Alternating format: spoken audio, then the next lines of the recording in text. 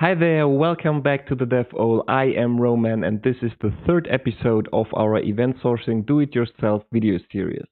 If you're still here, I'm pretty happy about it because in the last episode we built our first fully functional event store. Pretty simple event store, I give you this, but it was working in the end. And it could append event and we could retrieve the events out of it. And in order to be able to do this, we use the Mailbox processor or an agent. And I think it might get a bit complicated, but I hope that from now on we are sailing much smoother waters. So please bear with me and I hope you enjoyed this episode as well. The last question I was asking during the last episode was, how can we actually work with the information stored in the event? What can we actually do with those information?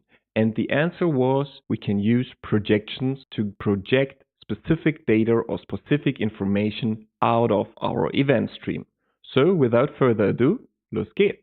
So projections. What are projections?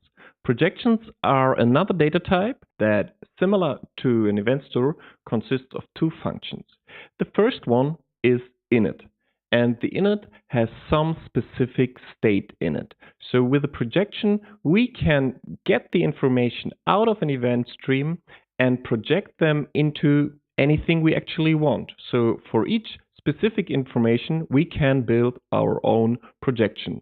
And each projection has an initial state, the state from where we are starting, so to say. And the second function in there is the update function.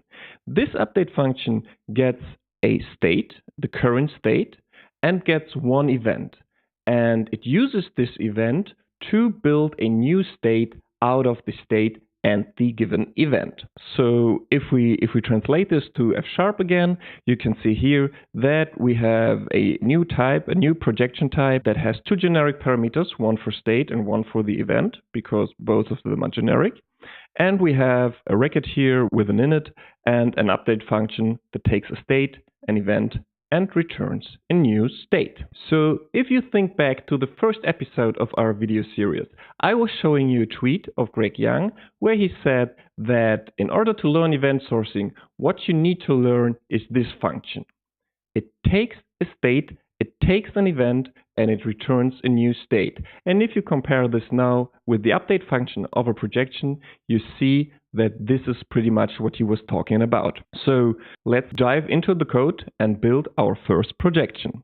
I would again start with the API. Up here, to know we can only append a couple of events and then later on we can print them. But this is not enough anymore because we want to get some information out of this event stream. For example, how many ice creams of a specific flavor did I sell in my ice cream truck? So let's actually do this and let's actually think about what kind of data structure do we actually need to be able to get this information pretty easily. So in order to be able to do this, let's store those events and later on print them. And now let's think, what kind of data structure would we need to actually get this information that we want out of the event stream? And I would suggest that we use a data structure that looks a bit like this. We want a map or a dictionary, but in F# it's a map. And the key of this dictionary should be a flavor, and the value should be the number of sold flavors. So in here, we had strawberry equals 1 and vanilla equals 3, for example. Or if we take those events up here, we had strawberry equals 1. And if we have this data structure, we could then call a function that will give us the current number of sold ice creams for a specific flavor. And if we want to build this, then we could use a new value called sold. And sold would be a map from a flavor to an int. And to be actually able to get this, we need to take our events and we need to pipe them into a function that we are going to implement later on, which I'm going to call project. And we want to project them with the help of a new projection, which is called sold flavors. And in the end, we want to call a function from the helper module that we need to define as well, which I'm going to call print sold flavor for a specific flavor, for example, vanilla. And we want to also give it this data structure that we have projected into. So this map. And then we can actually duplicate this line and also get this strawberry, the result for the number of sold strawberry flavors. Cool.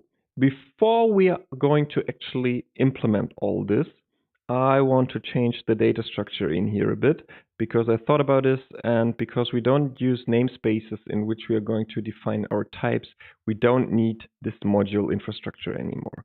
So let's just rename this to the module event store and get rid of this inner module here, which makes the code a bit nicer to read, I think. Then we can mark all this, put it one back, and down here we don't need to open the infrastructure module anymore, but the event store module. So now that we have done this, we can actually start to implement our own projections. And in order to be able to do this, I am going to implement a new module called projections. And in this module, we need to actually define the projection type.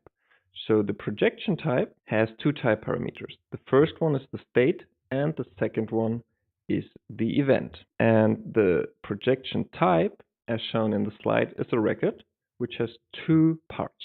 The first one is the init part. And this init part is just the state. So it's pretty much an empty state. It's the initial or the seed value. So if you have a list as your state you're going to project into, you have an empty list. If you have a map, you have an empty map, and so on and so forth. And the update function then is a function from a state to an event to a state. So we get the current state, we get an event, we change the state, and we return a new state. And now we want to actually implement our first projection. So have a look down here. We use a project function, which is not defined yet, and we need to feed it with a projection, which is called sold flavors. So let's actually implement this sold flavors projection. We have a new value called sold flavors, which is a projection. For the state, we use a map from a flavor to an integer. And for the event here, we use our events from the domain. So let's do this. We use our events, and in order to be able to do this, we need to actually open the domain. So after we have done this, we can create now our first projection. So we have to define this record, and we have the init in there. And as I just said, when we have a map as our data structure where we want to project into, we actually need to start with an empty map. And then we have the update function. And the update function is, I just call it update sold flavors because the projection is called sold flavors. So we need to define this function now. So we define a new function, update sold flavors. And as you can see here again, it's from a state and an event to a state. So the easiest implementation would be from a state and an event to a new state. So it would always return the input state. But this is not very useful, I think. So what we need to do now is to check which kind of event we're actually getting in there. And the best way to do this in F# is of course pattern matching. So we pattern match over the actual event. And if we get a flavor sold event, because this is the only event that we actually need to have a look at, we need to do something with the state. And in all kinds of other events, we just return the state as it is. Because when we get a flavor was restocked event or another of those events, it's not really important for this data structure or for this kind of information source where we just want to know how many of a specific flavor was sold. And in this case, just return the state for now to make it compile. So let's actually change our state when we get the flavor sold event. So what do we want to do? We want to pipe this state into a new function called sold of flavors. Flavor for a given flavor. So we take our state and we feed this into a new function that we have to define up here, which just returns the current value in the map for the given flavor. So we have here the sold of flavor function, and it takes a flavor and a state, and for now we just return 0 to get an integer out of it. And after we got this value, we feed this into a new function, and we use a lambda function down here because it's a small one, and we get the number of portions in there because this was the output of this salt of flavor function. And then we use a nice thing about the F# map data structure. So we can use the state, which is a map, and then we say map.add, and for the key is the current flavor, and we say portions plus 1. We can always use the add function in here. We don't need to use an update function or something, because the add function of the map module of F# actually updates a value if the key is already in the map, which is nice for us. So now we need to define the salt of flavor function. So what do we want to have? We have the state, and then there is another function of the map module, which is called try_find. So with try_find, we try to find the given key in our map, and the key in our map is always the flavor. But the try_find function always returns an option value. So either some value is in there or none. And we need to cope with this because in here we do not want to have an option value. We want to have an actual int. And for these use cases, we can use the default value function of the option module. And if it's not in there, if the flavor is not yet in the current data structure, in the current map, we just want to return 0. So if it's not in there, we haven't sold any vanillas, for example, so we can just return 0. So let's go through this again. We have this update function in our projection. So the projection has an empty data structure in the beginning, which is the map empty. And for the update, we use the update salt values function. Then we pattern match over the event, and only in the case of the flavor salt event, we want to actually change this data structure. So we take the current state, we get the current number of salt ice creams for this specific flavor out of it, and then we update the state with the current number plus 1, because with the flavor salt event, we want to express that we just sold one additional flavor. So I think this was a lot, but we are not there yet completely, because what is missing is this project function. And what should this project function do? Let's have a look at our projection. So our projection up here, for example, our projection type, the update function only takes one event, but we want to project the whole event stream into our new data structure, into our new information source. So we somehow need to take all of the events and feed them into this new projection. And there is another quote of Greg Young who said, "You want to learn event sourcing? It's just a left fold over the event." And in fact, that's true, because for the projection and for the project function, we just use the fold function of the list module. So we say let project, and as an input, we get a projection in there. And to make this clear, we say this is a projection. The type does not matter for us here. And we get a list of events. And then we use those events and we feed them into the list.fold function. And the list.fold function needs two parameters. It needs a folder and a state. So the folder is an update function for a state, and this state is an initial value.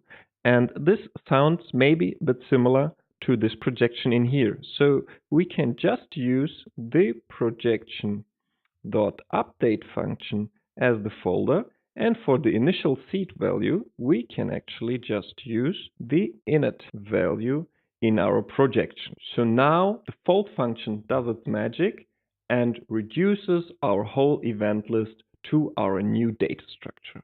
And if you have never actually worked with fold, this might be a bit strange, or this might look a bit scary.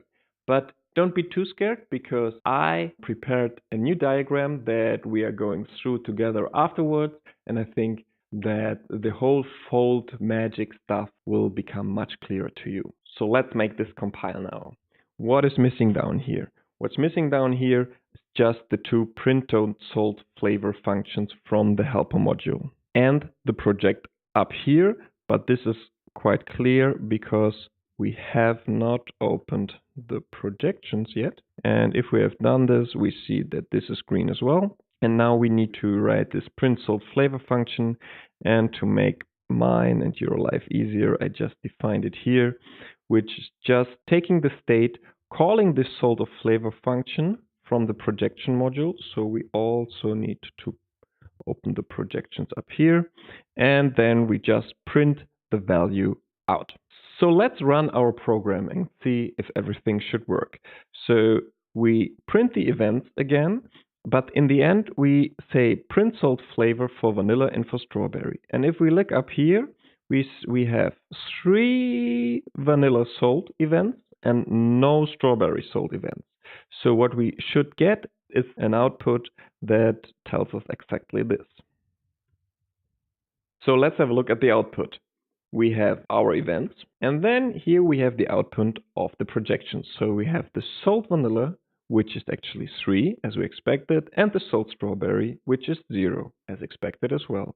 So just to make sure, we can actually copy paste this here and use a strawberry, clear, and run this again. And we see down here that we have not only sold 3 vanillas, but also 1 strawberry. Great. Now let's move directly to the diagram to explain how fold works. All right, let's go over the fold, because I think it's a pretty important subject, especially in event sourcing, especially if you think of the quote I've given you by Greg Young. So we have the fold function, and the fold function takes 2 parameters. It takes an init value or a seed value, and in our case, it takes a list of events that we are going to pipe into this function. So we have the flavor sold vanilla event, flavor sold strawberry, flavor empty strawberry, and the flavor sold vanilla. Then we use the update function of the sold flavors projection. So the update function takes the init value and the first element of the list, which is flavor sold vanilla. And we just have seen the update function that if there is a flavor sold event, it increments the value within the map. So there is no value within the map, so we just have a value of 1. And now we take the second element out of our event list, and we take the result of the former call to the update function as the input of the next call of the update function. So now we have the flavor sold strawberry event. So the output of the update function of the projection is a map with the vanilla equals 1 and the sold of strawberry equals 1. So now we take this as the input of the next call to the update function of the projection. Now we get the flavor empty strawberry event. Because this is not a flavor sold event, nothing changes in our current state. So now for the last event, again, this current state, this map with 2 entries is put into the update function of the projection, and we take the last event, which is again a flavor sold event, and in the end we get a map out of it that says that we have sold 2 vanilla flavors and 1 strawberry flavor. And that's it for projections. So I hope I have convinced you that you not only need events and an event store to implement event sourcing, but I hope that you see that also projections are a pretty vital part of a whole event sourced system. So what we have done now is that we have created some events, that we have stored them in an event store, and that we have created our first projection to actually get information out of our event stream. But where's the business logic? Up to now, there's actually no behavior in our whole program. It just appends some events, but there is no constraint if this is actually allowed to append this event, if there is any validation, and we have no business logic in there whatsoever. This is what we're going to talk about in the next episode of our Event Sourcing Do-It-Yourself series. I hope to see you there. Again, if you have any questions, feel free to contact me here on YouTube or on Twitter. Hope to see you in the next episode. Bye-bye.